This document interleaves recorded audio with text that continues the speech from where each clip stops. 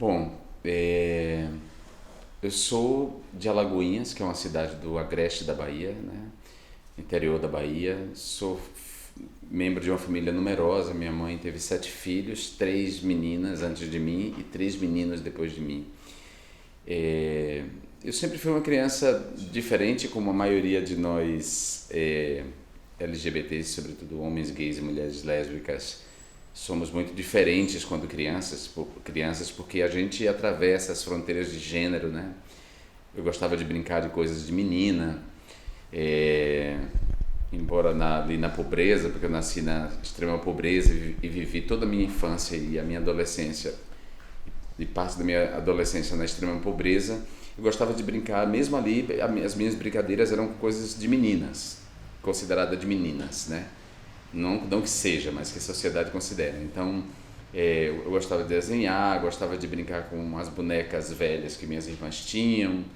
Enfim, eu acho que aí, nessa fronteira, em atravessar essas fronteiras de gênero, ficou claro para os adultos, sobretudo para os meus pais, que eu era uma criança diferente, que provavelmente eu tinha uma infância gay, né? Que eu era gay.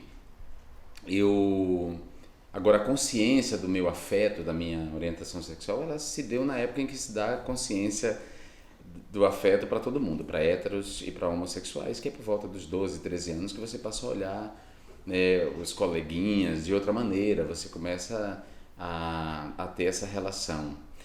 E, e lembro também muito claramente do primeiro insulto que eu ouvi na vida, né? A primeira vez que eu ouvi a palavra viado eu tinha 6 anos.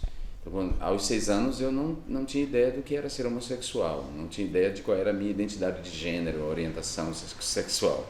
Eu era uma criança e eu ouvi esse insulto, eu lembro porque eu tinha feito uma concordância, uma frase com uma concordância de número correta, né? 6 pães. E ao pedir 6 pães na venda, o cara falou: você é viado, você é estudado. Então foi a primeira vez que eu ouvi um insulto.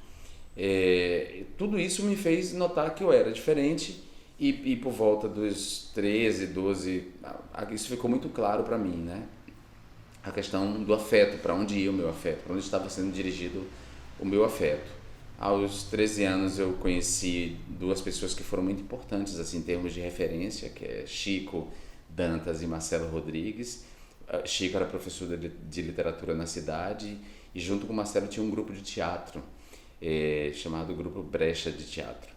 E eu era da Igreja Católica, do movimento pastoral, e houve um encontro na comunidade Taizé, que é uma comunidade de irmãos, e eles estavam, e nessa comunidade eu conheci, e eles eram duas referências positivas de homossexualidade, porque os dois já eram assumidos, e os dois eram inteligentes e recitavam poesia, enfim, e aí viraram então uma referência positiva imediata para mim de que era possível ser gay e ser daquele jeito. Então ali começou o processo de aceitação de mim, comigo mesmo, e aos 16 anos, depois que eu rompi com a Igreja Católica, eu contei para minha mãe, para os meus irmãos, reuni-los e falei: olha, eu sou gay e tal. A partir daí eu já comecei um processo de ativismo, porque eu venho do movimento pastoral, da pastoral da juventude estudantil e da pastoral da juventude do meio popular, que eram grupos que militavam não pela questão da sexualidade, mas militavam, né, pela questão do trabalho, pelos direitos à educação, todas as questões que envolvem a educação, a pastoral da juventude estudantil. E essa pastoral estava ligada a outras pastorais, como a pastoral do menor, que, né, batalhava contra a infância abandonada, a pastoral da terra. Alagoinhas é uma cidade com muitos remanescentes de quilombos e uma população camponesa muito grande, então a pastoral da terra era bastante atuante, de modo que minha vida era politizada nesse sentido, mas não politizada no sentido da sexualidade. Aí, quando eu rompi com a igreja, eu dei início, digamos assim, a esse ativismo ligado mais à minha identidade sexual. Dentro da Fundação José Carvalho, que foi o colégio interno onde eu estudei, então já entrei militante na Fundação José Carvalho. E quando eu saí da Fundação José Carvalho, que eu fui para Salvador, aí eu comecei uma militância mais próximo do grupo que nós tínhamos lá, que era o grupo mais organizado, que é o GGB, o Grupo Gay da Bahia. Eu nunca cheguei a ser membro, nunca me filiei, mas assim que cheguei em Salvador, passei a frequentar as reuniões do GGB, que para mim eram muito estranhos, porque quando eu ouvia falar do GGB fora, eu achava que era uma multidão de gente, né? O GGB. Eu achava que na primeira reunião eu ia encontrar, sei lá, mais de 100 pessoas e tal. E no dia que eu cheguei eram, sei lá, 15 no máximo. Das 15, 10 eu acho eram travestis e transexuais, mais travestis. O Mote e o Marcelo num casarão na ladeira do Sodré. E aí um pouco minha fantasia se desfez, assim, eu falei, o grupo gay não é um grupo, assim, né? Na verdade é um conjunto de ativistas que tocam agenda, que carregam agenda nas costas no lugar da comunidade. Então foi a primeira vez que ficou claro para mim que havia uma distinção entre movimento LGBT e comunidade LGBT. A comunidade era mais ampla, eu encontrava as boates cheias, os lugares cheios, mas nem todo mundo que estava na boate, nem todo mundo que estava nos lugares de sociabilidade gay e lésbica estavam no movimento. Aí para mim foi a primeira clareza que eu tive, né, de que o movimento é um movimento político de pessoas que se dispõem a um trabalho político que saem da comunidade, mas não necessariamente todo mundo da comunidade é ativista, se torna ativista. Então basicamente esse é um resumo da minha história, assim.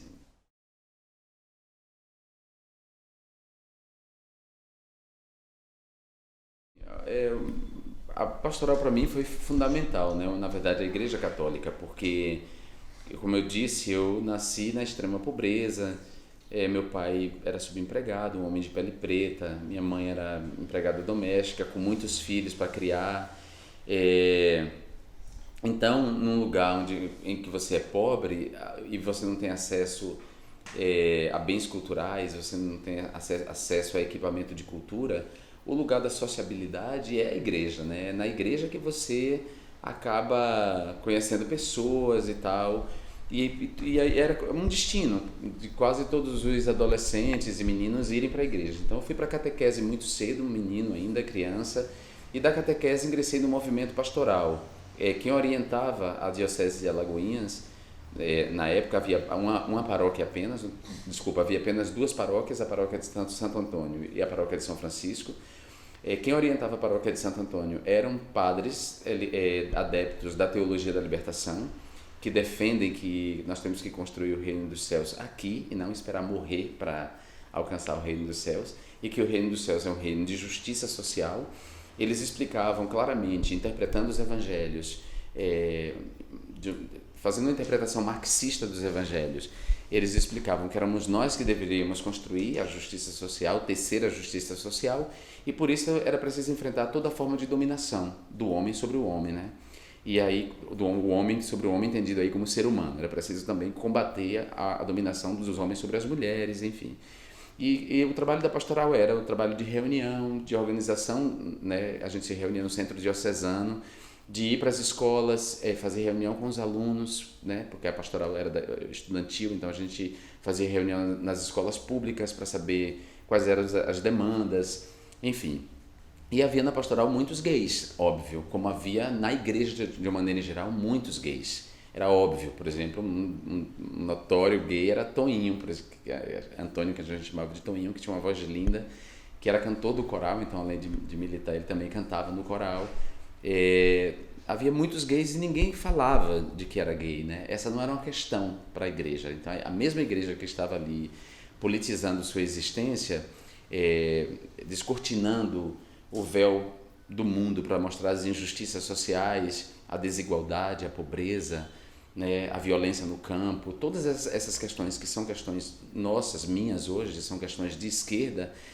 Apesar disso tudo, a questão da opressão aos homossexuais não era tratada. Até a opressão da mulher, e a Igreja Católica é uma das principais instituições que trabalham nessa opressão, né, que reproduzem essa opressão. Mesmo a questão da mulher foi enfrentada. Em 89, a campanha da fraternidade era uma campanha pelos direitos das mulheres, né? A questão racial era enfrentada, havia uma pastoral do negro, mas a questão LGBT não era tocada, embora houvesse muitos gays na igreja. E um dia eu fui questionar Dom Jaime, que era o Dom Jaime Mota de Faria, que era o bispo da diocese. Ele fez uma missa, além disso eu era coroinha, a gente chamava prestar serviço, eu prestava serviço à missa como coroinha. E quando terminou a missa, eu perguntei para ele sobre isso, por que a igreja não trabalhava com a questão da homossexualidade, né? Se os homossexuais eram oprimidos e também por que a igreja não tratava disso. E aí ele disse para mim que talvez fosse a hora de eu deixar a igreja, porque eu estava perdendo a fé, que essa é uma pergunta típica de quem estava perdendo a fé. E talvez ele tivesse razão mesmo, né? Eu estivesse perdendo a fé na medida em que eu estava questionando dogmas que me eram passados. E aí coincidiu que esse episódio aconteceu pouco antes de eu ir para a Fundação José Carvalho, que era o colégio interno, um colégio laico que eu estudei. E foi isso, essa foi a minha ruptura com a igreja e com o movimento pastoral, com esse trabalho político mais amplo. Aí eu passei um tempo na Fundação José Carvalho, da minha formação no ensino médio, no que corresponde ao ensino médio, que foi na área de informática. Lá na Fundação eu participei de movimentos estudantis lá dentro, né? Mas nenhum ligado especificamente às questões de sexualidade, mas eu já era assumido lá dentro, bem ativista. E quando eu saí de lá, que fui para Salvador, aí sim eu busquei me reinserir, né, na cena política aí mais próximo do movimento LGBT. Aí eu já tinha clareza de que era assim que eu queria trabalhar, né?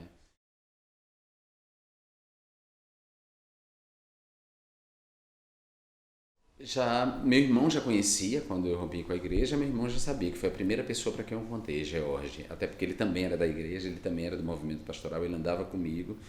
Ele foi a primeira pessoa para quem eu contei.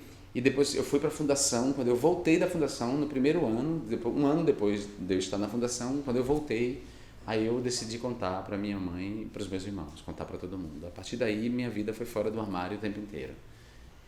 Olha, nunca é bom, né? Porque mãe é sempre a primeira a saber e a última a acreditar. Os pais são sempre os primeiros a saber, que eles percebem, sobretudo quando ele tem muitos filhos e eles veem os diferentes comportamentos dos filhos. Eles sabem quando um filho atravessa a fronteira de gênero, né?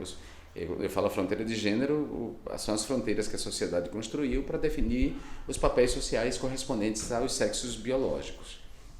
Então eles sabem quando uma criança ela tem uma inclinação, ela se identifica muito mais com as coisas que a sociedade definiu como de meninas, tendo ele nascido com um sexo biológico masculino e vice-versa. Ele percebe quando uma menina gosta de coisas de meninos quando ela nasceu com sexo biológico feminino. Então, minha mãe, quando eu contei para ela, a primeira reação dela foi chorar. E aí eu disse para ela, olha, não chore porque se eu não lhe decepcionei até agora, eu não vou lhe decepcionar doravante, né? Então pode ficar tranquila, porque eu vou ser um homem honrado, eu vou ser um homem honesto, eu vou ser um homem bem-sucedido, nada disso vai mudar na minha vida. A única coisa que vai ser diferente é a maneira de eu amar alguém, né? De eu gostar de alguém. Eu não gosto de meninas e eu não vou forçar essa natureza para mim, para corresponder aos seus interesses, aos interesses de todo mundo. E é isso, aí depois ela ficou em silêncio um tempo, assim, que ela não falava nada, nem que sim, nem que não, mas também não me tratava diferente, me tratava como sempre, mas sem tocar nesse assunto. Aí depois dessa fase ela começa a virar o que eu chamo de mãe pela igualdade, ou mãe pela diversidade. Ela não faz parte desse movimento, mas ela passa a agir dessa maneira, né? Ela faz uma passagem da negação, que antes era uma defesa através da negação. Em geral, nossos parentes fazem isso, né? Quando as pessoas de fora nos insultam ou insinuam que a gente é gay, os irmãos, os pais em geral negam, né? A defesa é negar. Não, ele não é, ele é assim, ele é estudado. Não, ele é assim porque ele gosta de ir para a igreja, ele é assim porque ele vai ser padre, ele é assim por mil maneiras, nunca é assumir. E depois que eu contei, não, aí não só minha mãe como meus irmãos passam a dizer, não, seu irmão é gay? É sim. Por quê? E daí? Entendeu? E aí começa um processo de afirmação, uma saída do armário da família inteira, porque a saída do armário não é só de nós LGBTs, né? Cada um de nós sai, junto de nós a gente arranca a família também. E a homofobia de que nós somos vítimas não é também particularizada, não é individualizada, não recai só sobre nós, recai sobre toda a nossa família, nossos irmãos. Porque enquanto você não afirma, não diz que o seu irmão ouve, tá ali, irmão de boiola, irmão de baitola, irmão de viado, então só pode ser. Então a homofobia ela vai atingindo todo mundo. Quando você sai do armário, você tira todo mundo do armário e é bom para todo mundo, né? Todo mundo Você empodera todo mundo. Claro que isso não acontece sempre. Em geral, as famílias produzem uma ruptura ali com a pessoa, né? Essa ruptura acontece de uma maneira geral, para todo mundo, mesmo para quem é aceito, como para quem não é aceito. Essa ruptura ela é anterior até mesmo você dizer que é. Antes de você se assumir e sair do armário, essa ruptura já acontece. Uma ruptura silenciosa, de menos amor dos pais para com a criança identificada como gay, né? Essa criança que diferente, essa criança que vai ali borrar as fronteiras de gênero de alguma maneira.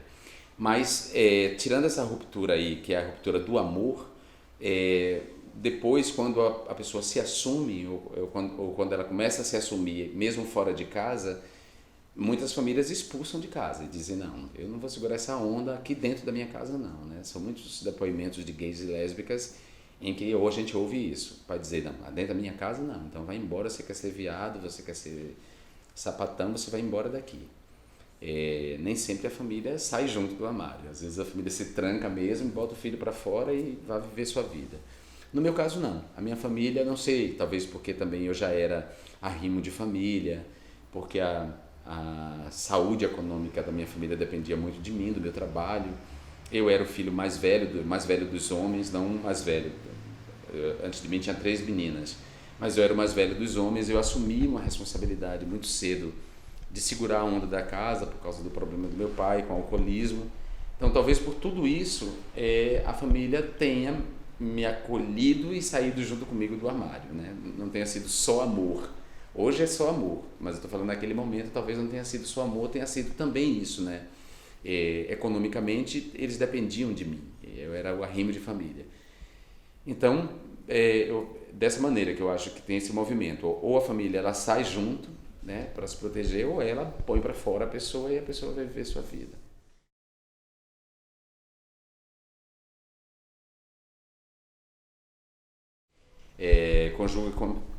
Na verdade eu cheguei a Salvador e um ano depois eu entrei na universidade. Nesse um ano aí, antes de entrar na universidade, foi o ano que eu mais me aproximei do movimento, porque eu tinha um colega da Fundação José Carvalho, que é anterior a mim, ele se formou antes de mim na fundação, meu conterrâneo de Alagoinhas, Joseval, negro.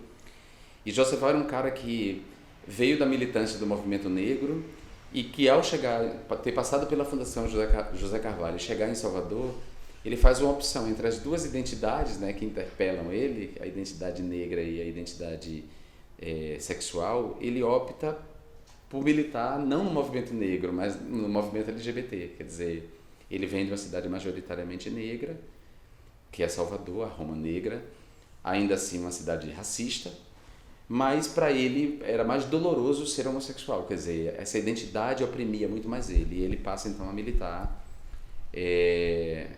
de maneira mais clara no movimento. Quando eu cheguei a Salvador, ele já estava, então, como a gente era amigo, ele foi me inserindo nesse processo. Foi aí, inclusive, eu já estava na universidade quando eu conheci a Keila Simpson, por exemplo.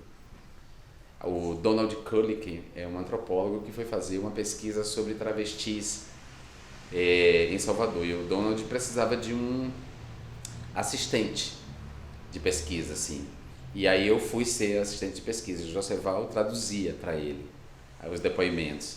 E aí essa foi minha primeira inserção, digamos assim, inclusive no mundo das travestis, que era um mundo que eu desconhecia. E eu passei a conhecer junto ali com o trabalho dele. Eu conheci a Keila era a grande interlocutora dele, assim, né? E foi aí que começou a minha militância. Aí eu entrei na universidade, e na universidade ela começou a fundação já foi uma formação sólida, poderosa. A Fundação José Carvalho era uma escola de excelência. Eu falo isso muito pouco porque eu tenho um pouco de vergonha de falar, mas era uma escola para alunos com altas habilidades, alunos oriundos da escola pública com altas habilidades. Então eu tive uma formação muito sólida, de modo que quando eu entrei na universidade, tudo me soou um pouco déjà vu, porque alguns assuntos eu já tinha visto, mesmo no ensino médio. Eu tinha me habituado a estudar sozinho, porque na fundação era ensino individualizado, não tinha professor em sala de aula, o professor lhe orientava apenas na hora de você fazer a prova, né? Então a universidade para mim eu tive uma relação de déjà vu, mas foi incrível. Eu fiz a faculdade de comunicação, de jornalismo, essas questões ficaram muito mais claras e eu, no jornalismo, é que eu fazia meu ativismo, assim, era a minha maneira de fazer ativismo, era abrir no jornalismo a pauta LGBT. Então, e éramos eu, Joceval, ele mesmo, Marcos José, éramos 4 gays, Gil Maciel.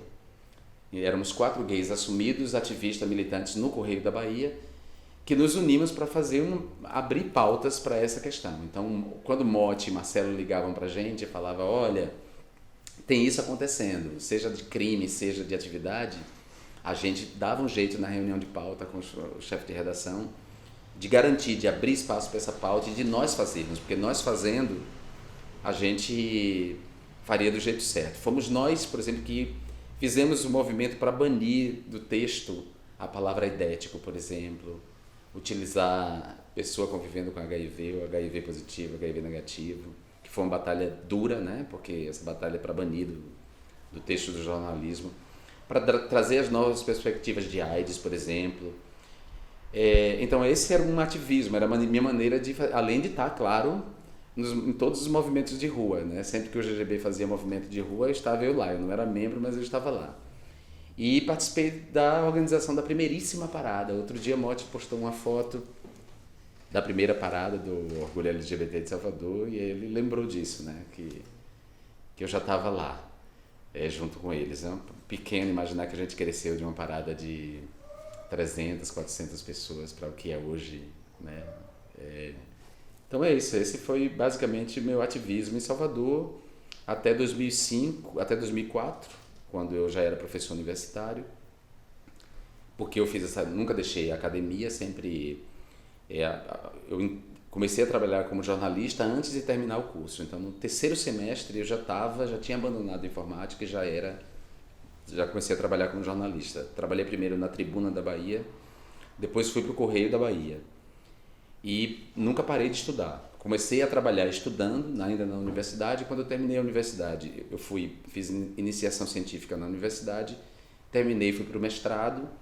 Do mestrado comecei a dar aula no ensino superior, e aí quando eu não conseguia mais conciliar o trabalho de repórter com o trabalho de professor, eu abandonei e fui ser professor 40 horas e coordenar um núcleo de mídia e cidadania, que era um núcleo que trabalhava com educação pela mídia e para a mídia, né? Eu e Amaranta César. Dávamos formação em documentário para os alunos e refletíamos sobre documentários e participamos de um projeto chamado Balcão de Justiça e Cidadania, que é o Tribunal de Justiça da Bahia, junto com a Faculdade de Direito, implantavam balcões de mediadores de conflito, de mediação de conflito nas periferias da cidade, de modo a desafogar o judiciário e ampliar o acesso à justiça. E o nosso papel, quando o núcleo foi criado, era documentar a implantação dos balcões. Só que a gente notou que isso só não era suficiente, formar os nossos alunos em documentário para documentar a implantação dos balcões. A gente precisava refletir sobre as demandas que a periferia trazia. E eram muitas demandas, né? O balcão trazia muitas demandas. As duas primeiras... Desculpe. As duas primeiras eram homicídio e pensão alimentícia. Um balcão de justiça que serve para mediação de conflito não vai mediar homicídio, não vai tratar de homicídio. Mas as queixas de homicídio se fizeram presente, né? Mães que perderam seus filhos para guerras de drogas. E a segunda era a pensão alimentícia, mulheres abandonadas por homens. E aí a gente sentiu que a gente precisava dar uma formação para as pessoas desses lugares, uma formação de educação pela mídia e para a mídia para elas. Então a gente ampliou o curso e começamos a dar formação para esses alunos e levá-los a construir a representação sobre si mesmo. E daí surgiram uma série de documentários feitos pelos moradores da periferia, a partir da nossa orientação, das oficinas que a gente dava, sobre as demandas que eles traziam para o balcão. E aí foi nesse sentido que a minha militância, que veio ampla do movimento pastoral, restringe um tempo para a questão LGBT, volta a se ampliar com a universidade, com o Mídia e Cidadania, e aí depois com uma pós-graduação que eu criei, Lato Sensu, chamada Jornalismo e Direitos Humanos, né? Que eu estruturei toda e deixei ela toda montada, com professores contratados, e saí de férias. E nessas férias foram as férias que eu fui para o Big Brother, e a partir daí eu não voltei mais, porque minha vida então mudou drasticamente. Eu vim participar do reality show, o meu interesse era um interesse acadêmico no reality show. Acabou que eu venci, que a coisa demorou muito mais tempo do que eu imaginava. Eu acabei vencendo o programa e foi isso. E aí a minha vida se transformou. E foi curioso porque a minha presença no Big Brother, o fato de eu ser assumido já e ter militância, ter um repertório cultural, ser professor universitário e as circunstâncias que se deram dentro do programa com um grupo de participantes homofóbicos que se incomodaram com a minha presença, claramente com a minha presença na casa, tudo isso gerou um conflito que envolveu a nação, né? Nós somos um país em que a grande maioria se informa pela televisão. Os índices de audiência do programa eram índices estratosféricos, assim, né? Talvez a Globo jamais repita a audiência que foi aquele programa. E gerou um debate em torno da representação da homossexualidade ali, porque, digamos assim, eu inaugurava um tipo de representação da homossexualidade que não estava na telenovela, não estava na publicidade, não estava no programa do humor. Eu era um gay simples, um gay simples e normal como os héteros são, digamos assim, convivendo numa casa com os comportamentos mais comuns. E além disso, eu era um cara com um repertório cultural. Tudo isso levou as pessoas que assistiam a audiência a dizer, peraí, então os gays podem ser assim como nós, né? Eles são assim como nós, eles fazem todas essas coisas e eles são professores e eles têm repertório e eles podem ter espírito de liderança. E isso foi interessante porque detonou um debate nacional, cultural, deu um gás para os movimentos LGBTs, para os organismos, todos se organizaram, quase todos se organizaram para me manter dentro do programa, sobretudo na primeira semana, que foi a semana em que eu fiz referência à minha homossexualidade.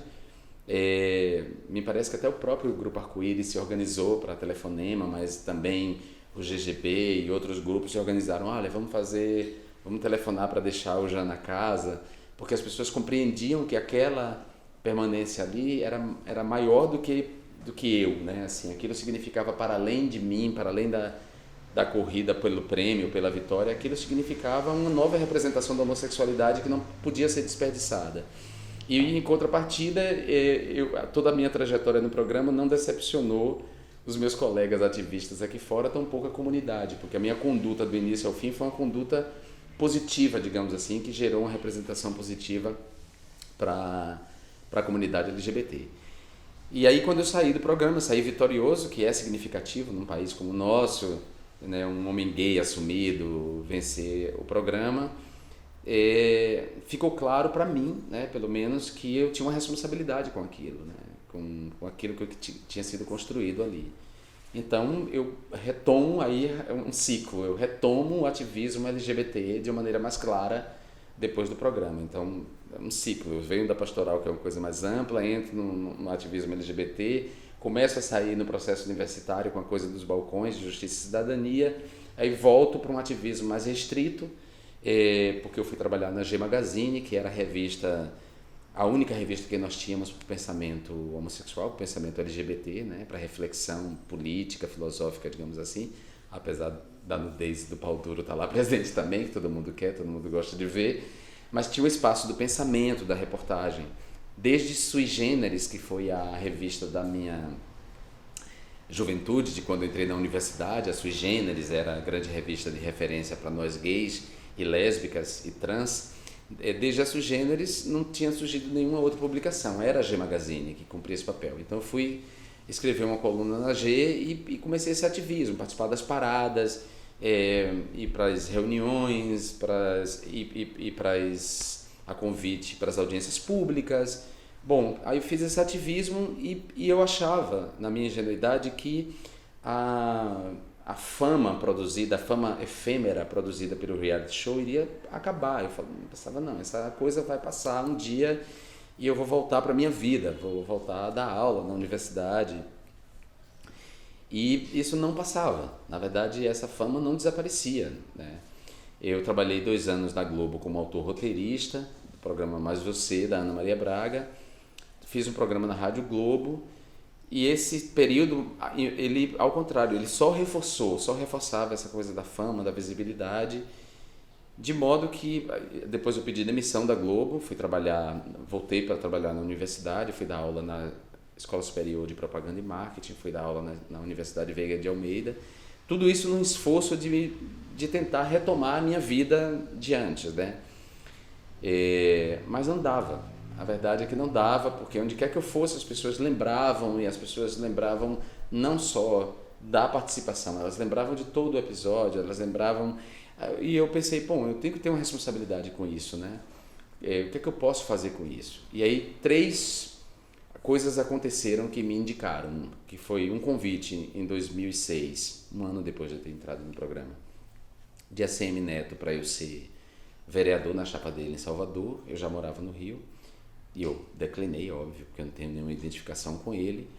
Depois eu fui para uma audiência pública a convite da BGLT em 2008 com os senadores no Senado, né, no Senado Federal, e depois a Eunice, que era assessora do PT, organizou um encontro comigo com os senadores do PT, os senadores petistas, e aí estava Marta não, acho que ela não era senadora ainda, mas estava Ideli Salvati, Seri Cheresenko, ou Chesarenko, nunca sei direito, Seri Chesarenko, o Mercadante estava, eram todos os senadores petistas. E nessa conversa o Mercadante falou para mim, sugeriu que eu me filiasse ao partido, né? Ele disse, olha, a comunidade LGBT não tem representantes legítimos e o movimento não conseguiu eleger ninguém até hoje. Ele falou, você tem uma popularidade que o programa lhe deu, e você tem um ativismo, uma militância, você tem uma formação. Eu acho que você deveria se filiar a um partido. E no momento eu disse para ele que eu não pretendia me filiar ao partido, que eu tinha atuado o tempo inteiro fora de partido, desde o movimento pastoral, porque muita gente do movimento entrou para o PT, né, se filiou ao PT. Muita gente, quase todo mundo virou petista, né? O PT nasce, a gênese do PT vem do movimento pastoral, do movimento sindical e da esquerda universitária, né? São essas 3 forças, os intelectuais de esquerda, o movimento sindical e o movimento pastoral. A esquerda católica vão dar a gênese ao PT. Eu nunca me filiei ao PT, embora tenha votado no Lula já na segunda eleição dele. Na primeira eu não votava ainda, não tinha idade para votar, mas militei bastante na campanha dele, campanha de 89. Mas na campanha seguinte eu já votei no Lula e votei nele em todas as outras eleições. Mas nunca tinha me filiado a partido nenhum. E o Aloysio me fez esse convite, e nesse mesmo ano a Heloísa Helena, eu encontrei ela no Cortejo Afro, ela também me fez um convite para me filiar. E aí eu pensei, bom, se 3 pessoas distintas, né, estão me sugerindo isso, é porque talvez esse seja o caminho de eu conciliar essa fama que o reality show me deu, essa popularidade, com um ativismo, com um trabalho político. E aí eu decidi me candidatar, e aqui eu decidi me candidatar pelo PSOL, porque o PT no Rio de Janeiro, ao contrário do PT da Bahia, do PT de São Paulo, era um PT muito comprometido com o PMDB, né? Já era um PT por demais relacionado, né? Uma relação quase subalterna com o PMDB. Eu falei, não, já que eu moro no Rio de Janeiro e aqui vai ser meu domicílio, eu não vou me filiar ao PT. Aí eu me filiei ao PSOL, que é um partido com o qual eu não tenho ampla concordância, assim, né? E isso é muito bom, eu acho, não acho que isso seja uma coisa ruim, mas era um partido que eu tinha mais afinidade ideológica e programática. Então, comparando o programa, eu acho que eu tinha mais afinidade com esse programa do que com o programa do PT, e com o fato do PT estar no poder e ter uma relação com um partido como o PMDB. Então, me filiei ao PSOL, não necessariamente para ser candidato em 2010, mas quando eu me filiei em 2009, automaticamente eu fui convencido a ser candidato em 2010, mesmo que fosse para testar, digamos assim, porque o partido não tem recursos, o partido tinha perdido recursos do fundo partidário, ele não aceita doação empresarial, é um partido que rejeita doação empresarial, então é um partido sem recursos e cujos poucos recursos seriam aplicados nas candidaturas certas das estrelas do partido, notadamente de Chico Alencar, que já havia sido candidato a prefeito, foi deputado estadual, era deputado federal. Então decidiram investir nele. E eu fiz uma campanha, portanto, em 2010, uma campanha que era invisível, mas era uma campanha que já se concentrava nas redes sociais, que então estavam emergindo, né? Facebook, Twitter estavam emergindo, não tinham a força que tem hoje, mas já estavam emergindo. E uma campanha restrita à Zona Sul, notadamente à área de Copacabana, com outra variação que eu fui. E essa campanha invisível, em que as pessoas descobriram que eu era candidato quando eu já estava eleito, ela me deu a segunda posição, né? Eu fui o segundo mais votado do partido. O primeiro foi o Chico, que teve uma votação enorme, e a soma dos votos do Chico com os meus votos e os votos do restante da nominata garantiram essa soma garantiu ao PSOL 2 vagas na Câmara Federal, na bancada do Rio, que foi eu e Chico Alencar. Então aí começa o meu deslocamento do ativismo para a política institucional, para o trabalho parlamentar.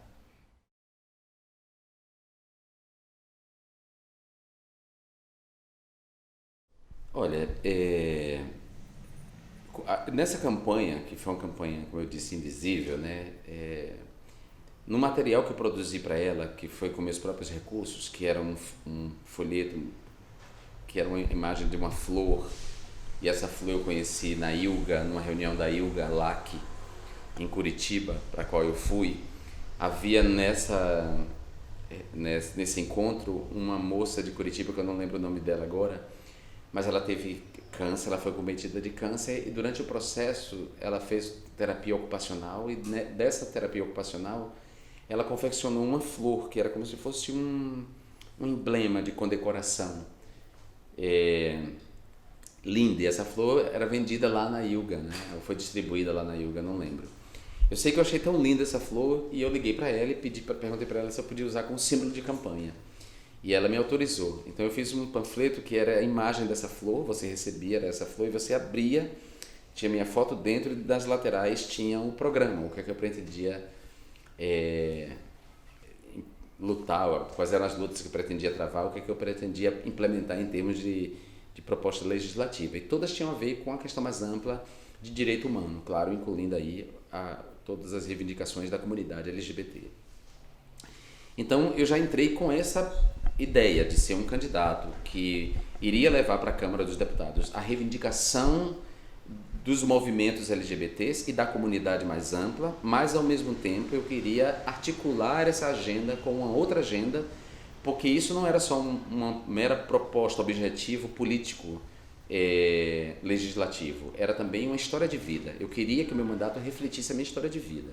Eu que conheço a pobreza, que vim da extrema miséria, que conheci a precariedade de viver na periferia de uma cidade do interior, eu que conheci a ação das polícias nesses lugares, eu que sou filho de um homem de pele preta, portanto via os efeitos do racismo, eu que sou filho de uma empregada doméstica, que estudei em escola pública a vida inteira, eu que sofri discriminações por ser gay, precisava compreender que essas coisas têm que ser enfrentadas conjuntamente. Então, para mim, não existia luta abstrata, sozinha, isolada do movimento LGBT e das reivindicações LGBTs. Isso estava claríssimo para mim desde o momento.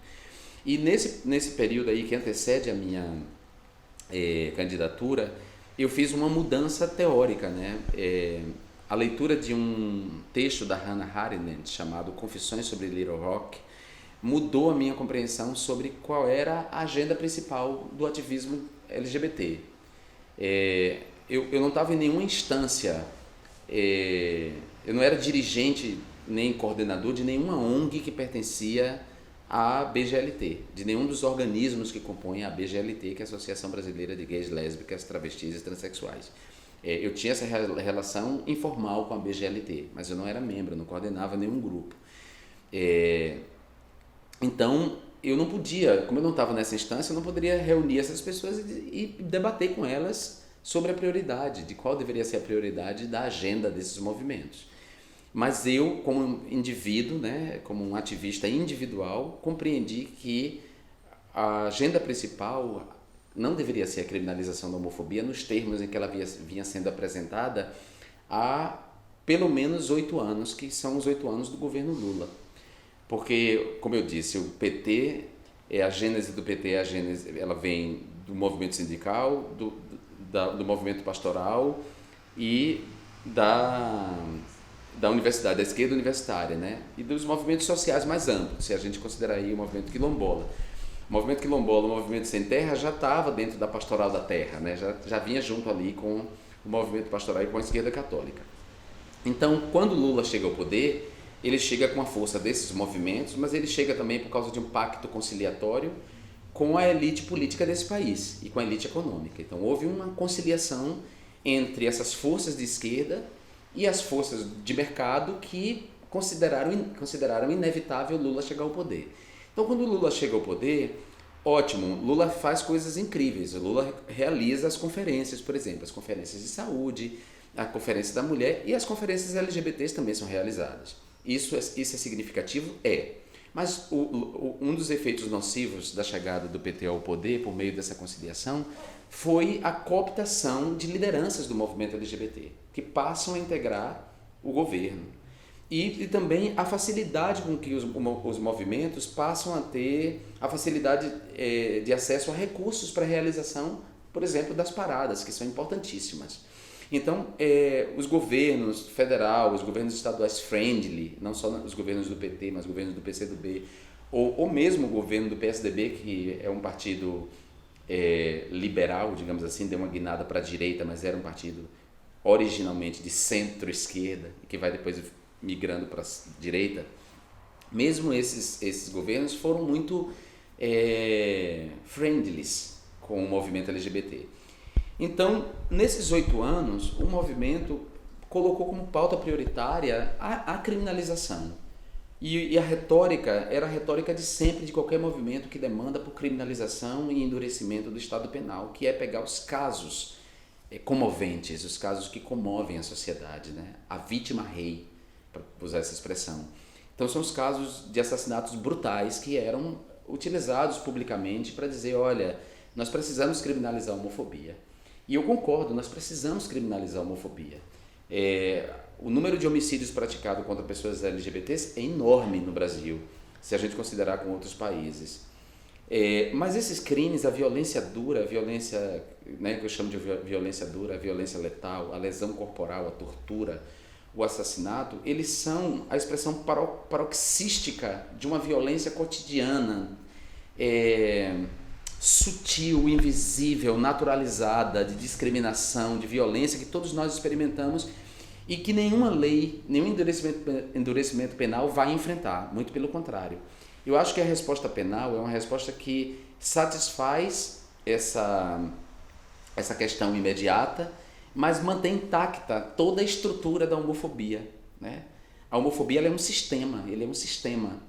Não é um assassinato, não foi no assassinato de Alexandre Ivo, que não é combatendo, punindo os assassinos e eles têm que ser punidos, mas criando uma lei dura para punir assassinos com os assassinos do Alexandre Ivo, que a gente vai resolver o problema da homofobia, porque ela é um sistema. Então eu tive essa compreensão lendo o texto da Hannah Arendt, porque ela é uma mulher judia, branca, né? Quer dizer, não branca, porque os judeus são, digamos assim, racializados lá na Europa, ela é judia, mulher, não tem a pele preta, e ela decide escrever um texto para dizer ao movimento negro, aos negros americanos, de que a agenda principal deles não deveria ser a inserção de brancos, a inserção de negros em lugares exclusivos de branco. A luta deles deveria ser uma luta pelo direito ao casamento interracial. Deveria ser uma luta pela proibição do casamento interracial e pelo direito ao casamento interracial. Porque essa luta estava ligada não só ao combate à discriminação jurídica, né, que a proibição produzia, como também essa luta garantiria, por exemplo, aos filhos do casamento interraciais toda a proteção dada aos filhos dos brancos. Ou seja, o casamento interracial destruiria um sistema de discriminação que era formal. Além disso, escolher com quem você quer casar está ligado aos direitos inalienáveis à vida, à felicidade e à liberdade. E aí, com base nisso, eu entendi claramente que a luta prioritária deveria ser a luta pelo casamento igualitário e não pela criminalização da homofobia. Em vez de a gente lutar contra os assassinatos e trazer esse discurso que nos vitimava, mais uma vez, e nos engajarmos num movimento de endurecimento penal, que era um movimento típico de direita, né, de ampliar prisões, de ampliar penas, nós deveríamos travar uma luta que era mais positiva, uma luta que mexia na discriminação jurídica, na discriminação do Estado. Quando o Estado não garante o direito ao casamento civil e os direitos correlatos, quase 100 direitos correlatos, o Estado diz claramente que existem cidadãos e não cidadãos. Eu não vou nem dizer cidadão de segunda categoria, porque se você não tem os plenos direitos, você não é um cidadão de segunda categoria, você não é um cidadão. E quando o Estado diz isso, né, que existem cidadãos e não cidadãos, o Estado está autorizando toda a violência contra essas pessoas aqui. Então, toda a violência dura que acontece contra pessoas LGBTs, ela está sancionada, ela está garantida por uma discriminação jurídica que é histórica, que a gente precisava enfrentar com a luta pelo casamento. Então, quando eu virei deputado, eu reuni as principais lideranças. Você não estava porque na época você era gestor aqui, não pôde ir, mas eu reuni as principais lideranças do movimento, da hegemonia do movimento LGBT, que estavam na BGLT, e tive essa conversa com eles e falei, olha, vamos mudar a pauta, vamos mudar a agenda, porque a gente está há 8 anos tocando nisso e nada mudou. A gente aprovou o projeto da Yara Bernardi, mas aprovamos o projeto numa manobra nossa, que foi botá-lo numa quinta-feira, no dia em que tem coro no painel, mas não tem coro na casa. Foi aprovado dessa maneira e quando chegou no Senado ele foi enterrado. Então significa que a gente vai ser derrotado, vamos mudar a estratégia. Bom, a princípio o movimento não acatou, a hegemonia do movimento não acatou, e nós fizemos um acordo, que era o seguinte: eu não vou fazer declarações contra a criminalização da homofobia, mas eu vou dizer claramente qual é o tipo de criminalização que eu defendo, e vocês não são obrigados a dizer a mesma coisa. Movimento é movimento, mandato é mandato, governo é governo. Aliás, foi importantíssimo eu dizer isso naquele momento, porque naquele momento ninguém vislumbrava que haveria um golpe na nossa democracia que derrubaria o PT do condomínio do poder, prejudicando, portanto, todas as políticas que o PT construiu. Então, nesse período, eu acho que o movimento ele se engessou e ele deixou de cumprir um papel fundamental de movimento, que era pressionar os governos, virar críticos dos governos e fazer trabalho de capilaridade, de convencimento da comunidade LGBT mais ampla. Nesse período, enquanto a hegemonia do movimento, digamos assim, estava deitada em berço esplêndido, novos movimentos surgiram nos subterrâneos da internet, né? No rastro das novas tecnologias da comunicação e da informação. Novos ativismos foram surgindo, e às vezes a revelia dos velhos ativistas. E isso é muito ruim, porque os novos ativistas também têm uma postura que é de esquecimento do antigo ativismo e de quanto o antigo ativismo foi importante para eles. Gerou uma ruptura aí que tem novos ativistas que não sabem quem foi João Silvério Trevisan, desconhecem o papel da luta contra a AIDS nos anos 80, né? O papel que o Pela Vida teve, que o Arco-Íris teve, que o Somos teve. Quer dizer, e isso foi ruim para tudo, para todos nós. Tanto a hegemonia do movimento dormir, deitar em berço esplêndido, quanto o novo ativismo surgir sem uma conexão com o antigo ativismo. E aí, sem pretensão nenhuma, eu diria que eu fui a ponte entre essas duas coisas. O mandato serviu de ponte para esses dois movimentos. Um novo movimento que nascia, com o qual eu já estava conectado, e o antigo movimento, o movimento hegemônico, que tinha uma relação mais institucional. Então, o mandato virou uma ponte aí, né? Tensionada entre esses dois movimentos aí, que já traziam as novas questões. Sobretudo, o movimento trans, que vem com toda a força, questionando inclusive o próprio movimento LGBT e a primazia dos homens gays sobre esse movimento.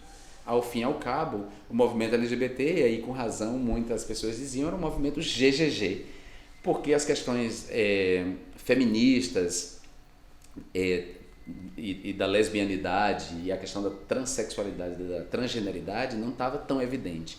E ela vem desses novos movimentos, são esses novos movimentos que vão questionar, e é um movimento de viés acadêmico, tem a ver com a teoria queer, com os estudos culturais, a chegada dos estudos culturais e a institucionalização dos estudos culturais nas universidades, e aí depois a teoria queer, que vai produzir essa, né, digamos assim, revolução dentro do próprio movimento.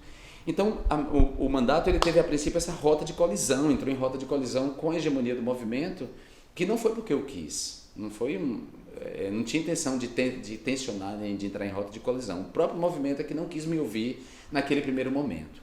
Depois, com o tempo, 1 ano, 2 anos depois, o movimento compreendeu que sim, ele precisava dilatar, ele precisava ir além da busca pela criminalização, que ele precisava ouvir os argumentos antipenalistas, né? Que se a gente está numa luta contra pela descriminalização do aborto, né? Ou seja, pela legalização do aborto, somos aliados do movimento feminista nesse sentido.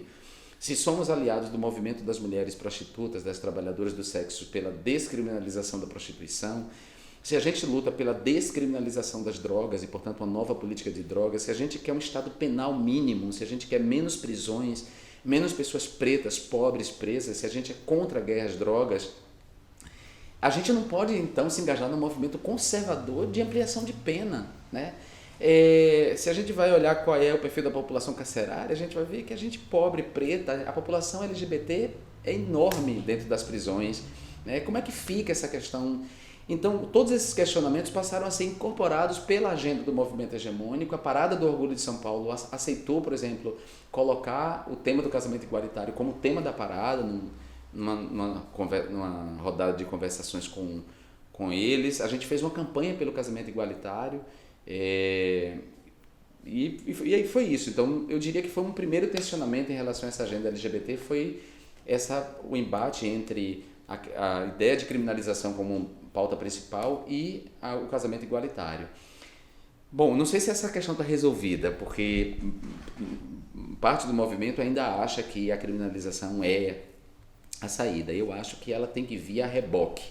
E a gente tem que pensar qual é a criminalização que a gente quer. Eu não quero, por exemplo, criminalizar a injúria homofóbica nos moldes, a discriminação homofóbica nos moldes que o racismo é criminalizado. Eu não acho que é eficaz, eu não acho que a criminalização do racismo produziu uma transformação na nossa sociedade. A gente tem visto aí os casos de racismo se multiplicando. A gente vê os juízes convertendo o crime de racismo em injúria racial, portanto, para dar uma pena mais branda.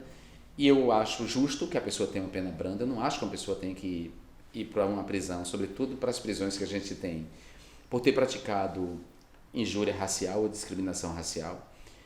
O racismo, ele não é uma questão de escolha. O racismo, ele é estrutural, insidioso, ele é a argamassa com que as paredes da nossa civilização é construída. O racismo está em nós, ele precisa ser desconstruído por políticas de cultura, educação, é um debate cultural que vai transformar. Isso não quer dizer que as pessoas que praticam racismo não tenham que ficar impunes, mas eu acho que a gente pode pensar em penas socioeducativas, penas pecuniárias, né? Que aí eu acho que são transformadoras da pessoa. Agora é óbvio que a violência dura, homicídio, lesão corporal, tortura, motivado por ódio, seja ódio racial, seja ódio em função da orientação sexual ou da identidade de gênero, esses crimes sim, já previstos no Código Penal, tem que ter a motivação reconhecida claramente no Código Penal. Homofobia, transfobia, lesbofobia, né? Aí sim, a motivação racial tem que estar lá claro como agravante da pena, agravando a pena, aí sim.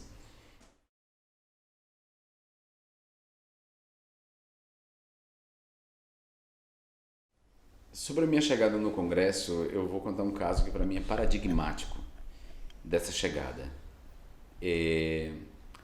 Na segunda semana de mandato, apareceu uma repórter da revista Veja querendo fazer uma matéria.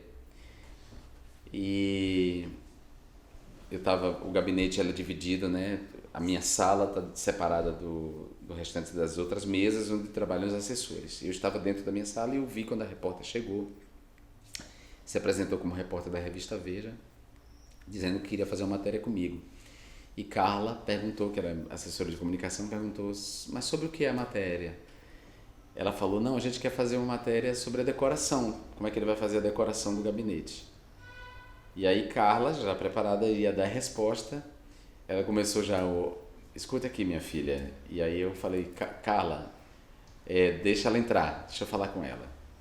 Aí ela entrou e perguntei para ela, dos 513 deputados e deputadas, com quantos você está fazendo matéria sobre decoração de gabinete? Ela demorou, titubeou. Ela falou, não, só com você. Eu falei, pois quando você sair daqui e fizer matéria sobre a decoração para 513 deputados, você volta aqui e me pergunta sobre decoração, e aí eu lhe respondo. Porque se você restringir essa matéria só a mim, se seu interesse na decoração diz respeito a só o meu mandato, você está sendo homofóbica. Então não vou lhe dar entrevista. E aí ela saiu passada. Bom, eu contei essa história para você ver como foi a recepção a princípio. Então, a ideia era de que, por conta da experiência do Clodovil, da breve experiência dele na casa, é que meu mandato seria algo semelhante, ou que meu comportamento seria algo semelhante ao de Clodovil, que não era ativista, que não tinha experiência de ativismo político nenhum, né? Principalmente LGBT, era um gay assumido, que assumiu por circunstâncias que desconhecemos, quais foram as circunstâncias que levaram Clodovil a se assumir, mas que representava na mídia, quer dizer, que significava uma representação gay na mídia. Pode ser a representação que a gente quer, pode não. Era positiva? Em alguns aspectos sim, era negativa, em outros tantos também. Mas não era a representação que eu tinha construído, tampouco a que eu pretendia construir na Câmara. Então, a princípio, teve essa expectativa, que eu tratei de frustrar imediatamente. E a minha primeira frustração dessa expectativa foi na relação com a imprensa. Então, eu meti o pé na porta. Não esperei que a imprensa me respeitasse ou me tratasse como um mandato a ser respeitado como todos os outros mandatos. Um mandato que não fosse visto de maneira folclórica, caricata, estereotipada. Então, nessa relação com a imprensa foi de cara. Eu escolhi, ao invés de ir para a Comissão de Direitos Humanos ou para a Comissão de Cultura, que era o esperado de um deputado gay, digamos assim, eu fui para a Comissão de Finanças e Tributação, que era uma comissão formada majoritariamente por homens. Não tinha uma mulher na Comissão de Finanças e Tributação. Quase todos empresários, todos brancos e héteros, e eu estava lá. E eu fiz isso de propósito, porque eu queria mostrar que sim, um homem gay, um deputado gay, poderia tratar das finanças e da tributação do país, entrar nesse tema árido, que era o tema dos recursos do debate orçamentário. Então foi de propósito a minha entrada, foi escolhido deliberadamente com esse propósito, tinha a função de quebrar esse estereótipo e de atuar em favor dos direitos humanos numa área em que geral as pessoas não acham que está associada a direitos humanos, que é a área de finanças e tributação. Ou seja, como é que você vai ter recurso para a política pública se você não debater o orçamento? As pessoas acham que a política pública vem da onde? Política de saúde, educação, as políticas LGBTs vêm da onde? Caem do céu? Não. Elas vêm se você garantir recurso no orçamento. Então eu precisava entrar nesse debate, mostrar que o debate LGBT tinha que ir para essa área. Então aí isso já foi mudando a relação da imprensa comigo e dos próprios deputados. E eu entrava nos ambientes e eu não tolerava as piadas, né? Então tudo aquilo que era construído em torno do Clodovil, da piada, e ele ria junto, e ele colaborava com o estereótipo, comigo não, né? Eu basicamente dizia, é o caralho, né? Tá rindo de quê? Que história é essa? E comecei a constranger geral. Então, no lugar onde fazia piada homofóbica, esperando que eu fosse rir junto, eu ficava sério e falava, eu não acho graça, né? Ou perguntava para mim assim, quando foi que você se assumiu? Eu perguntava, quando é que você se assumiu hétero? Não, mas eu não me assumo hétero. Eu falei, pois é, você não deveria perguntar então quando é que eu me assumo gay. Ser gay deveria ser tão natural quanto ser... Então eu comecei a fazer essas provocações e me aliei a pessoas heterossexuais que são importantíssimas, né? Porque não haveria luta LGBT sem o apoio de héteros que são friendlies, que são aliados da causa, né? Então a Manuela Dávila, a Érica Cocai, a maioria dos deputados do PT, o Vagnoni, o Chico, que era meu companheiro de bancada, o Ivan, que era de São Paulo. Então eu me reuni com essas pessoas, eu refiz a frente LGBT, que era a frente parlamentar pelos direitos LGBTs, que era uma frente que existia pro forma, digamos assim. A Manuela era a coordenadora, mas ela foi criada, protocolada, mas ela não tinha atividades. Quando eu entrei, eu tratei de recriá-la, mas agora com um conjunto de atividades, com reunião com os mandatos desses parlamentares, né, para envolver esses parlamentares nessa agenda. Então foi dessa maneira. De lá para cá a coisa melhorou muito no segundo mandato, a relação deles comigo. Melhorou por esse lado, porque ninguém mais faz piada homofóbica na minha frente. Já tem exceto, claro, a caricatura, o fascista caricato, né, que me insultava no banco de trás. Fora os embates mais graves assim que a gente tem em torno das questões de gênero, de identidade de gênero e orientação sexual, que quando eles não se controlam, eles soltam um insulto homofóbico e esse insulto é reagido imediatamente por mim, né? Eu já postei aí vários vídeos em que mostro o meu enfrentamento. Então eles sabem que não é fácil, não podem mais fazer isso, não podem nem brincar, fazer a piada, nem tampouco me insultar, porque eles vão ter reação. Então a coisa mudou, mas por outro lado, paira sobre mim o fantasma do pederasta arrogante, né? Que é uma coisa que sempre paira sobre nós LGBTs cada vez que a gente se impõe. Mesmo a comunidade gay, muitas pessoas da comunidade gay percebem dessa maneira. E aí tem a ver com homofobia internalizada. Eles são capazes de ver homens héteros da política se impor de maneira contundente, dar respostas contundentes, e eles acham o máximo.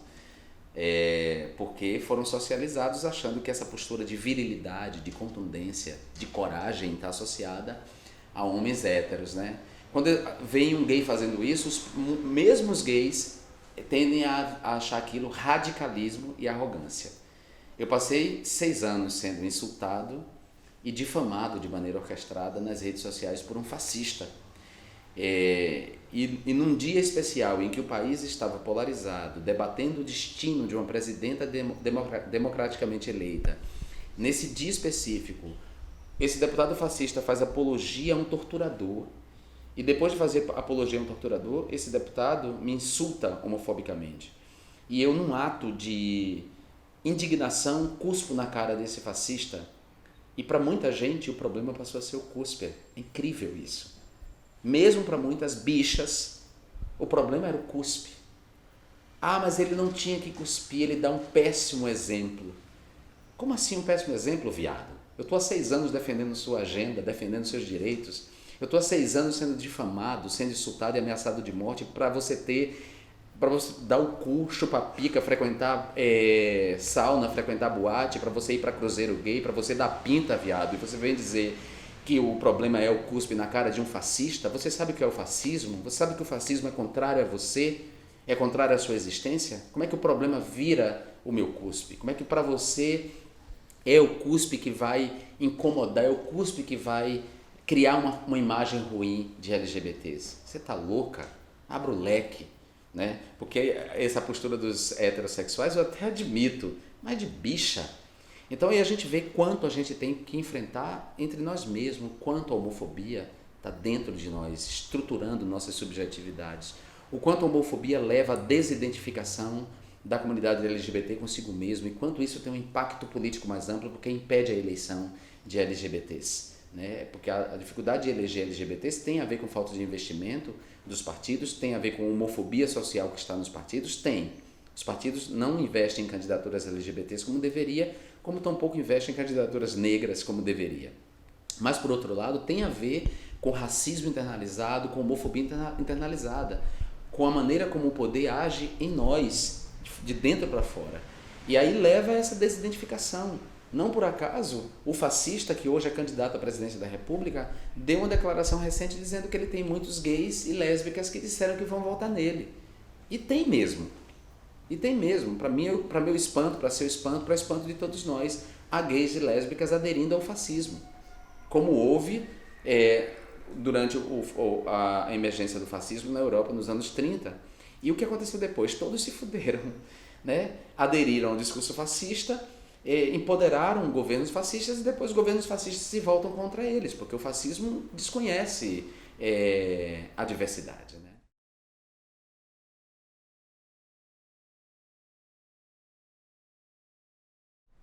Avaliar os resultados de um mandato a partir de projetos de leis aprovados. Porque quem quer usar esse critério, né, a quantidade de projetos aprovados para avaliar o sucesso de um mandato, é alguém que desconhece a democracia e o tempo da democracia.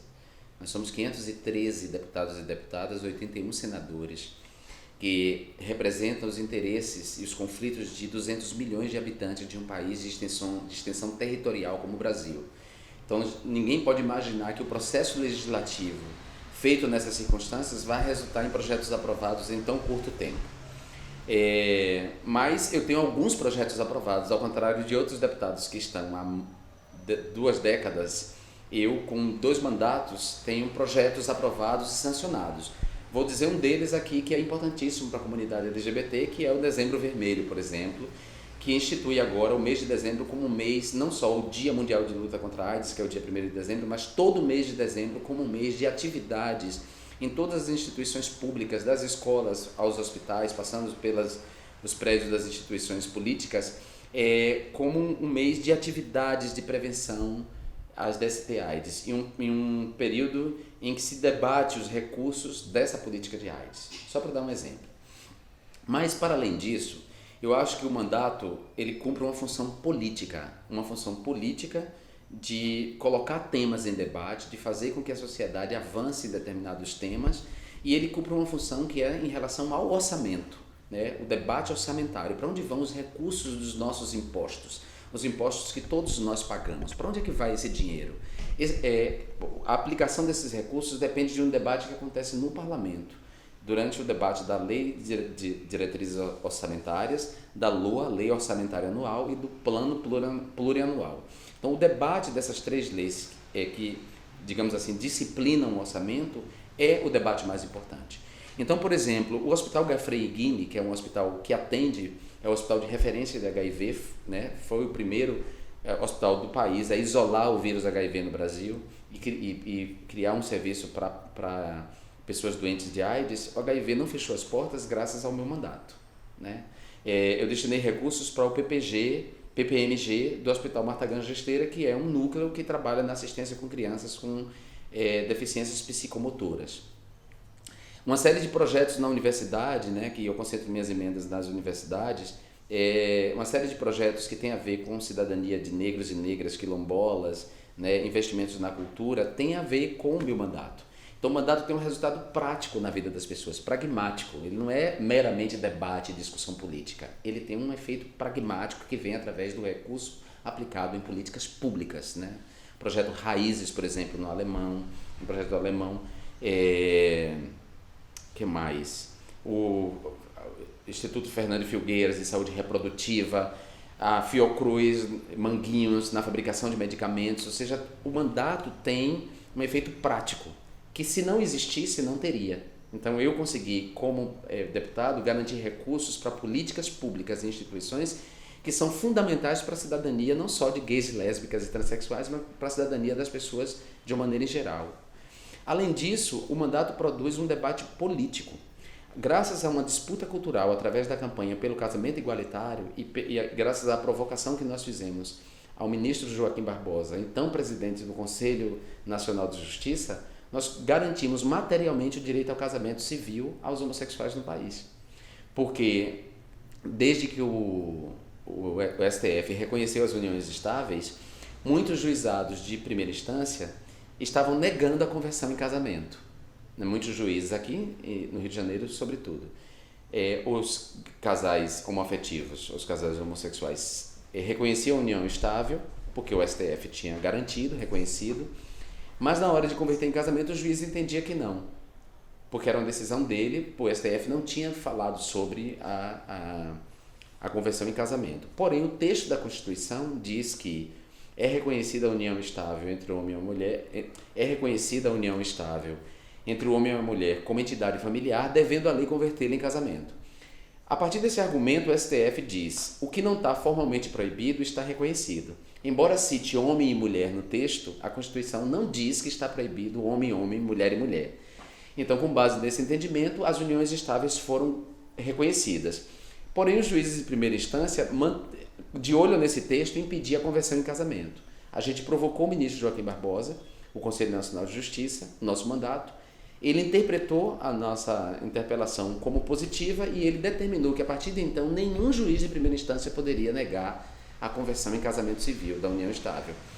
Então, materialmente, a gente garantiu o casamento civil no Brasil, embora a gente não tenha mudado a Constituição, nem tenha mudado o Código Civil. E não mudamos o Código Civil nem a Constituição porque nós somos minoria no Congresso, numérica.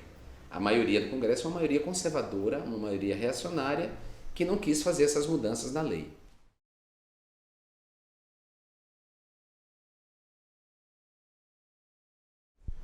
Eu acho que o fato do Congresso Nacional não ter aprovado legislações favoráveis ou que promovam a cidadania LGBT ou que garantam a cidadania mais ampla à comunidade LGBT se deve ao fato do Congresso ser formado majoritariamente por conservadores e reacionários, mas também por pessoas que estão lá para defender interesses privados, né? O sistema político brasileiro ele é configurado pela força da grana. Até pouco tempo, só nas próximas eleições é que o financiamento empresarial estará proibido. Mesmo assim, eu tenho certeza que as pessoas ricas desse país encontrarão um jeito de financiar campanhas, de continuar influenciando o sistema político e colocando o sistema político para se mover e funcionar para garantir os seus privilégios. Então, a função do sistema político nunca foi produzir equidade, né? Reduzir desigualdade social, combater injustiças sociais. O sistema político sempre trabalhou para garantir privilégios das corporações comerciais privadas, dos interesses privados de quem financia a campanha de deputados e deputadas, da maioria dos deputados e deputadas. Então esse é o primeiro impedimento, não há interesse dessas pessoas em produzir equidade de gênero, ou seja, em garantir os plenos direitos às mulheres, né? As mulheres são mais da metade da população do país, entretanto elas têm menos direitos do que os homens. As mulheres são mais da metade da população do país e elas estão subrepresentadas nos parlamentos e nos espaços de poder. Nunca houve interesse desse sistema político em reparar os danos produzidos aos povos indígenas, os danos históricos, tampouco aos negros e aos seus descendentes, que moveram a economia durante muito tempo a partir da escravidão. Não há interesse na distribuição da terra. Há deputados com latifúndios do tamanho do estado de Sergipe, latifúndios improdutivos, enquanto nós temos trabalhadores sem terra, querendo um pedaço de terra para plantar. Não há investimento, não há interesse desse Congresso Nacional em investir na agricultura familiar, mas tem interesse em investir no agronegócio, aquele que gera volumes enormes de dinheiro, plantio de soja. Não há interesse em defender as reservas florestais contra o avanço do agronegócio. Não há interesse em defender a comunidade LGBT, contra essa violência, porque a violência contra a comunidade LGBT ela tem origem em discursos, sobretudo discursos religiosos proferidos em púlpitos, e essas igrejas hoje são financiadoras de campanha. Então, por isso a gente não avançou. Mesmo no momento em que Lula, que chega ao poder graças aos movimentos sociais, incluindo o movimento LGBT, mesmo no momento em que Lula tinha 80% de aprovação e tinha maioria absoluta no Congresso Nacional, mesmo aí nenhuma lei foi aprovada. Talvez porque Lula não quisesse, o PT não quisesse? Não, porque talvez fosse difícil, mesmo para ele ali, lidar com aquele Congresso e permitir que aquela gente aprovasse projetos de leis favoráveis à comunidade LGBT. Então, o empecilho tem a ver com isso, com um sistema político configurado pela força da grana, o que mostra que nossos interesses têm que ir além das nossas questões umbilicais. Às vezes me irrita muito que o movimento fica muito em questões umbilicais e esquece da contextualização mais ampla, né? Não há combate à homofobia se a gente não pensar num combate às injustiças mais amplas, se a gente não pensar o país como é que ele está hoje como um todo, a concentração de riqueza, a concentração de mídia na mão de poucas pessoas, né? Se a gente não combater o fascismo, se a gente não defender a democracia contra o golpe. E a outra questão é a falta de representação. Como é que você quer que um Congresso aprove leis pró-LGBT se não há LGBTs na casa, né? Quer dizer, o único gay assumido que tem na casa sou eu. Os outros gays e lésbicas que há lá estão no armário e não querem se associar a essa agenda. Ao contrário, votam contra. Cada vez que há um projeto de lei que tenta estender a cidadania à comunidade LGBT, esses gays e lésbicas que estão no armário, que nós sabemos que estão lá, que existem, vão lá e votam contra. Né? Ou seja, volta ao ponto em que a homofobia internalizada, ela opera contra o indivíduo, mas faz com que o indivíduo atue contra o coletivo do qual ele faz parte.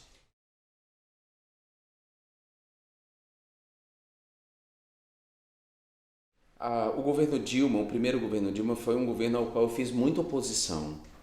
E fiz oposição na medida em que ela ia cedendo às pressões da base do governo, de sua base do governo, as pressões que buscavam impedir a extensão da cidadania a gays e lésbicas. Notadamente o episódio do Escola Sem Partido, notadamente o episódio do Escola Sem Homofobia, que foi um programa concebido durante o governo Lula cujo material, né, de execução foi também confeccionado durante o governo Lula e que seria implementado no governo Dilma, que foi eleita graças ao Lula. Então, notadamente nesse episódio, eu fiz muitas críticas à presidenta Dilma. Fiz muitas críticas à maneira como a presidenta Dilma cedia aos interesses privados, das corporações privadas, o Código Florestal, por exemplo, todo o debate em torno do Código Florestal, que ameaçava as reservas florestais de Mata Atlântica, da Floresta Amazônica, do Cerrado, né, os biomas. Toda a seção, tudo que o governo estava cedendo, digamos assim, a essas forças de mercado, tinha a minha crítica, certo?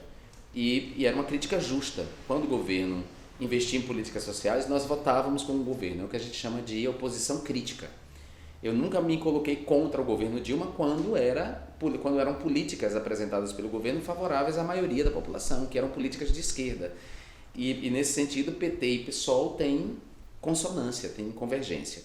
Mas quando o governo cedia, por exemplo, dava isenções a banqueiros, ou o governo se negava, ou o governo fazia cortes em políticas sociais para aumentar superávit primário, para pagar juros e amortizações da dívida pública, aí sim a gente entrava e fazia crítica. Acontece que, apesar dessa crítica a Dilma, eu sou um democrata. Eu defendo a democracia. Eu acho que a regra do jogo democrático tem que ser respeitada. E eu vi claramente, primeiro que a campanha, quando terminou o primeiro mandato, a campanha de José Serra, eu não votei na Dilma no primeiro turno. Eu votei na Luciana Genro. Quando veio a campanha eleitoral, o PSDB, ao final do primeiro mandato da Dilma, quer dizer, a Dilma já tinha enfrentado as jornadas de junho de 2013. As jornadas de junho de 2013 se iniciam com movimentos de esquerda críticos à falta de transparência do governo nas grandes obras para os grandes eventos, a Copa do Mundo e as Olimpíadas. E eram críticas justas, porque eu acho que um governo tem que ser transparente. Um governo tem que prestar contas do que está sendo feito com o dinheiro público. E era óbvio que tinha indícios de superfaturamento nas grandes obras. Era o PT que estava praticando? Não sabemos. Eram os governos estaduais do PMDB? Provavelmente. Mas o PMDB era coligado ao PT. E o PT tinha uma responsabilidade nessa coligação de exigir transparência. Então, ao contrário do que muitos dizem, o movimento de esquerda que foi para as ruas exigir não só redução da tarifa de ônibus, mas também transparência nos gastos públicos com as grandes obras, eram movimentos legítimos. Num país democrático, movimentos como esses têm que ser defendidos e não reprimidos. E naquele momento, o governo cedeu à repressão. O governo Dilma se calou em relação às repressões promovidas pelas polícias de Geraldo Alckmin e pela polícia de Sérgio Cabral contra esses movimentos. E esses movimentos, embora legítimos e originados da esquerda, eles foram com o tempo cooptados pelos meios de comunicação e pelos partidos de oposição ao governo Dilma, eles foram cooptados como movimentos de direita. Então, a partir dali, eu já vi uma mudança que não me agradou.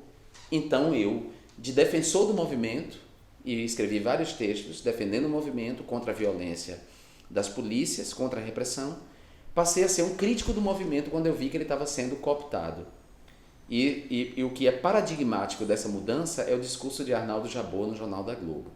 Numa semana, ele ataca duramente os movimentos e 2 semanas depois ele elogia o movimento porque ele já vê ali que o movimento é um movimento de desestabilização completa do governo Dilma para interesse da oposição, sobretudo do PSDB, que é o partido que vinha perdendo as eleições, as 4 últimas eleições. Então, as 3 últimas eleições, as 2 de Lula e a de Dilma. Então, como eu vi essa mudança, quando chegaram as eleições, que eu fui eleito no primeiro turno, e que as eleições presidenciais passaram para o segundo turno, eu me vi na responsabilidade de defender o governo Dilma, porque por pior que o governo Dilma tivesse sido, por pior que ele tivesse sido, ele era muito melhor do que um governo de Aécio, do que um possível governo de Aécio. A agenda neoliberal do PSDB é uma desgraça para o país, é uma desgraça para os trabalhadores, é uma desgraça geral. A agenda neoliberal é uma agenda que destrói as políticas sociais, que vai contra o estado do bem-estar social. As políticas neoliberais são uma política de concentração de renda, de financiarização da economia, que representa um aumento da desigualdade, um aumento da pobreza, um aumento do desemprego, a destruição do direito dos trabalhadores. Então eu pensei, não, eu tenho que ser responsável agora, né? É Dilma. A Dilma, eu posso fazer oposição crítica a Dilma, mas um governo Dilma é muito melhor do que um governo Aécio. Uma coisa é você ter um governo que cede às pressões neoliberais, outra coisa é você ter um governo neoliberal. Essa é a diferença. O governo Dilma cedia às pressões neoliberais. Um governo Aécio seria um governo neoliberal. Então eu entrei na campanha dela, não só declarei voto, mas entrei na campanha mesmo. Isso me custou muitas críticas dentro do meu próprio partido, mas eu caguei para essas críticas, porque eu acho que o que é certo tem que ser feito mesmo, né? O que é certo é certo. E depois, quando a Dilma se elegeu, a gente começou a ver o desenho do golpe, né? De que o PSDB queria dar um golpe. O Aécio não aceitou a sua derrota por 4 milhões de votos, foi uma vitória apertada, o país estava polarizado, ele não admitiu, ele tinha como líquida e certa a vitória dele, ele tinha como líquido e certo de que a difamação produzida subterraneamente nas redes sociais, aliado ao discurso dos meios de comunicação, alinhados, iria dar a vitória para ele. E ele não teve essa vitória. Então o PSDB começa a desenhar o golpe contra Dilma, e o PSDB conta com um aliado poderoso para esse golpe, que era alguém que eu já enfrentava na Câmara, que era Eduardo Cunha. Então, antes de Eduardo Cunha virar presidente da Câmara, eu já era opositor de Eduardo Cunha, porque ele era o grande arquiteto das políticas contrárias à comunidade LGBT e aos direitos humanos. Então, quando ele chega aos holofotes, ele já chega como meu adversário, porque eu já identificava ele ali, quando ele agia como uma barata caminhando pelo escuro, eu já identificava ele como uma eminência parda. Ele se elege então presidente da Câmara e ele passa a ser o aliado do PSDB no golpe que começa a se desenhar contra a presidenta Dilma através do impeachment. Então, se tratava da defesa da democracia, eu tinha que defender a democracia. E eu acho, e aí me permita dizer isso, tem muitos gays e lésbicas, inclusive, que estão no movimento, não vou dizer na comunidade mais ampla não, que estão no movimento que tem uma visão muito restrita, estreita do que é a política. Né? Tem pessoas que estão preocupadas com o seu próprio umbigo. Tem que aprovar a lei de identidade de gênero. Sim, vai aprovar a lei de identidade de gênero, mas para quê? Para travesti e transexual fazer o processo de transição num país despedaçado, desigual, pobre, atravessado de violência? Como é que a gente vai defender postos de trabalho para travesti e transexual se não há postos de trabalho? Se o desemprego está aumentando? Como é que você vai fazer isso num estado antidemocrático, em que sua liberdade está comprometida? Você não compreende que quando a democracia é ameaçada, é também o direito das trans que é ameaçado, e a prova está aí, com Escola Sem Partido, com toda a ideia de ideologia de gênero? Todas essas pessoas que falam em ideologia de gênero, que atacam museus, que atacam a Pablo Vittar, que me atacam, são pessoas contrárias aos direitos das pessoas trans, jamais vão aprovar a lei de identidade de gênero. Então que história é essa de você se colocar contra mim porque defendia a Dilma? Tem que entender porque é que eu defendi a Dilma. Eu defendi a democracia, não é a Dilma em si, não é o PT, é a democracia, porque só a democracia permite que a gente continue com nossas políticas em defesa da comunidade LGBT. Então vamos parar de pensar com o nosso umbigo, vamos nos politizar, compreender a coisa mais ampla, compreender o que é a agenda LGBT, né? A agenda LGBT vai além de nós.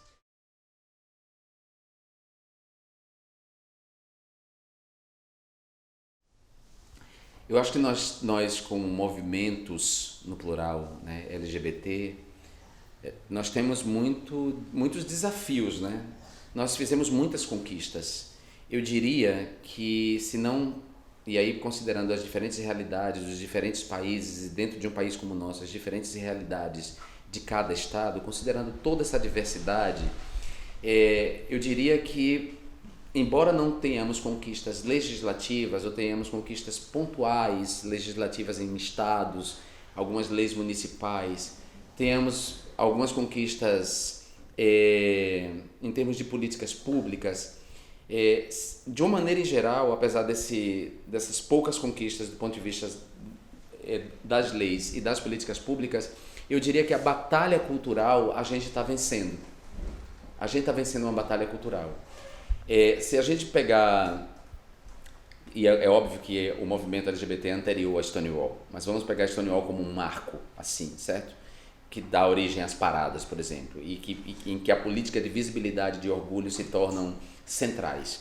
De lá para cá, a gente conquistou muitos espaços, a gente se fez presente em muitos espaços, a gente modificou muitas representações.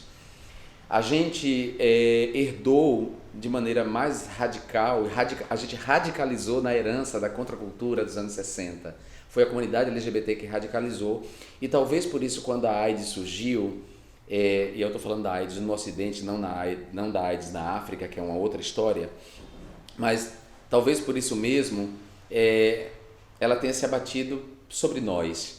E o que serviu ao discurso conservador para se renovar, ao discurso reacionário, fascista para se renovar naquele momento, foi também combustível para que nós nos organizássemos de maneira mais clara também. Então foi um mal que abateu muito dos nossos soldados, que tirou muitas vidas, levou muitos de nós, muitos dos nossos amigos.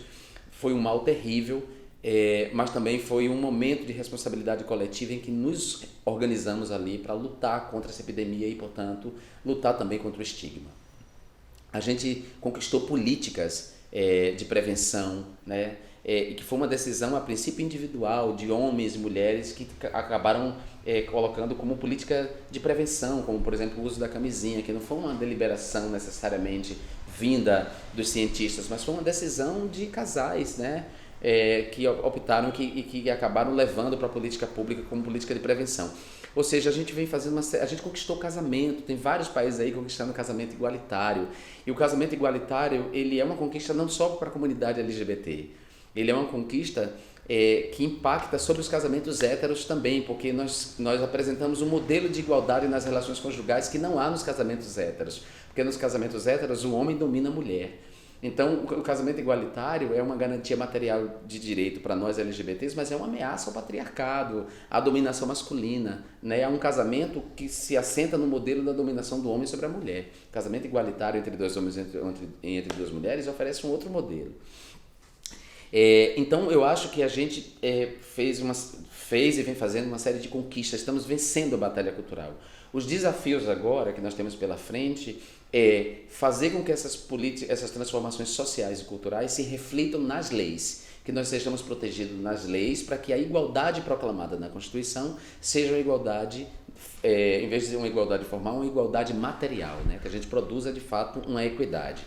E a equidade é pensar os diferentes de maneira diferente. Então não vamos achar que as políticas LGBTs têm que ser as mesmas e elas não têm que levar em conta, por exemplo, a classe social, né? Que uma política LGBT para os pobres e para os pretos pobres não tem que ser diferenciada, considerando essas outras posições de sujeito que esse LGBT ocupa. Que a política para as mulheres lésbicas e para as mulheres trans tem que ser uma política diferente.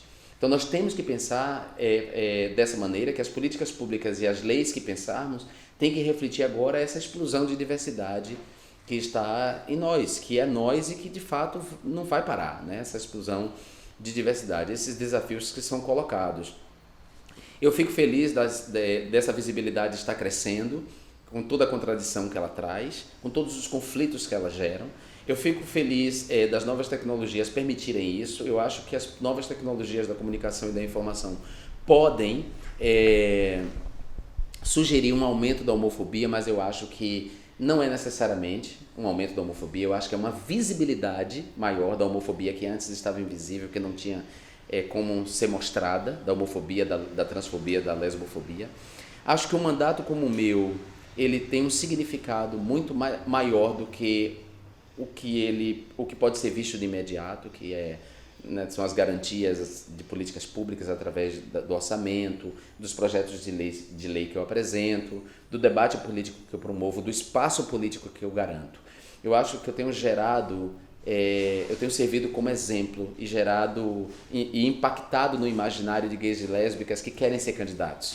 Então, o aumento de candidatos, não só dentro do meu partido, do PSOL, mas em outros partidos, de gays e lésbicas buscando partidos para se fazerem representar, tem a ver com uma reação dessas pessoas, a provocação que o meu mandato faz, delas me verem como um soldado sozinho lutando por uma causa que é delas também, e da vontade delas de dizer, não, eu quero lutar com o Jean, Por mais difícil que seja, por mais que eu estou vendo que ele está ameaçado, eu estou vendo que ele é insultado, alguns recuam e dizem assim, não, isso não é para mim, eu não dou conta, eu não seria como você, eu não daria conta de todo dia acordar com uma difamação, uma calúnia, mas outros dizem, não, eu não quero que esse cara esteja lutando sozinho, eu vou lá, vou arregaçar as mangas, vou me candidatar.